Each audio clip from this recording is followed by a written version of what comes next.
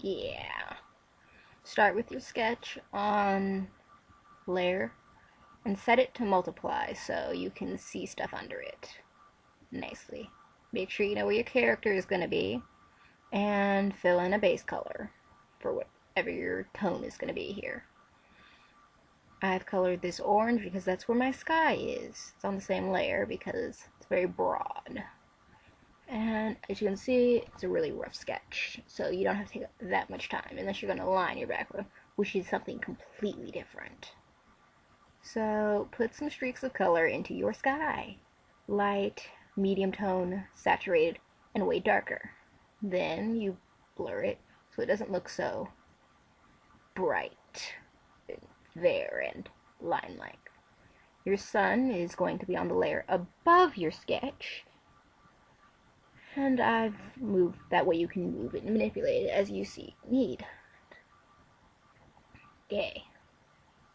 Slight pause here. I'm narrating this after the fact that I've done this. I really wish I deleted this part. Okay. Here, I'm choosing the colors for my rocks. Now, they're very oddly shaped, so they're supposed to be monuments. But using a hard brush, because this is a very specific part of the area, I put the outline and then bucket fill it in. Then I did it for both of them. And you'll notice I have a ton of trouble getting the shape right. But yeah. After finally getting the shape right, I proceed to not like it and try to fix it. This will occupy me for a couple minutes. So, after getting some items shape, you might sit there and try to get it to look a very specific way, which use a hard eraser brush if it's a very solid shape. Or, yeah, these rocks are really dark in comparison to the background because given such a bright light, they're going to be in shade. Really dark shade. So, after, I will finally eventually figure out how I want these rocks. These rocks were like hard to figure out what I exactly want them to be. And you'll notice these are over the sketch layer and they go over my lines. That's not really a problem because I'm going to put another layer over these rocks. And here, I continue to shape the rocks. And let's see. Now I will start with the water. It was going to be orange, as you will see, but when drawing water, choose a pretty unsaturated tone and lock it. And on the layer above, add random stuff. But here, I used a multiply layer to add what parts were going to be really dark. And usually the edges of whatever's framing your water will be darker than the middle of it. And the sun will add some streaks to it. That's macaroni water, I'm sorry. I was showing my friends how macaroni it was. So, after eventually realizing this was not a particularly nice color, I decided to go to pink. It stood out much more against the sky, and you wouldn't just think, what the heck happened to the sky down there? Now I'm on a layer under my water. I set this to multiply to darken the corners. It will draw more attention to the center of the picture. Blurred it. My background looks so airbrushed and pixely. So, another slight pause that I haven't deleted.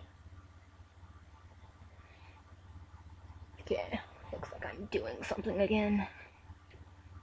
Myth.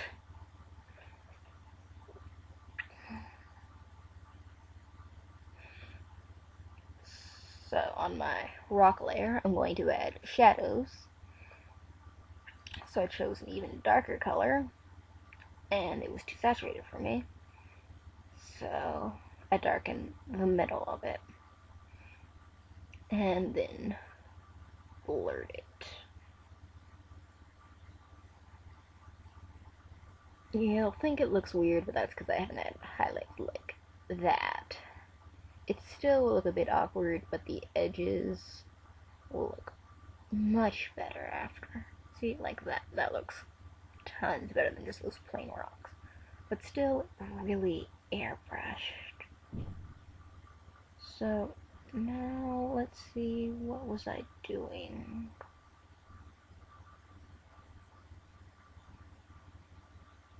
Oh, I moved my sketch above everything. And here is my water. You put down a base color, and where the edge of the rock will be, you'll put a darker color and show that there's some more shadow there. Where stuff dips into your water, you'll put lighter lines. And here's when I colored in this rock. This was over my water layer, and then I added the background that covered those rocks like I said they would earlier. Played with making the sun look a bit brighter, and colored this rock in. Now I started adding shadows to the rocks so they would look rock-like. Mostly just big, chunky shapes. And then I flattened these and blurred them. Now I worked on making these look a bit more rock-like by adding what appeared to be cracks. To make the water stand out a bit more, added some yellow streaks. Went back to the rocks and started shading the sand dunes behind them. They'll be darker as those rocks are casting a bit of a shadow. Added vague wispy cloud things. Luminosity in multiply layers, then flattened. When using luminosity to make clouds, always make sure you use a dark color. So on the sand, I got my tools, set them to noise so it will look a bit more sand-like. And I color, and I will drag different colors into other sections. There's a dark section, and there's some light streaks going up into it. And the noise makes it look a bit more sand-like. I also darkened the edges of the water, like I said I would, and caused the big giant rocks to have kind of some shadow. You add highlights to this rock. And this rock, it has shadow, and I added some highlights to it. I've flattened my picture by this point, but I save a copy. By flattening it, it makes it easier to work on one thing.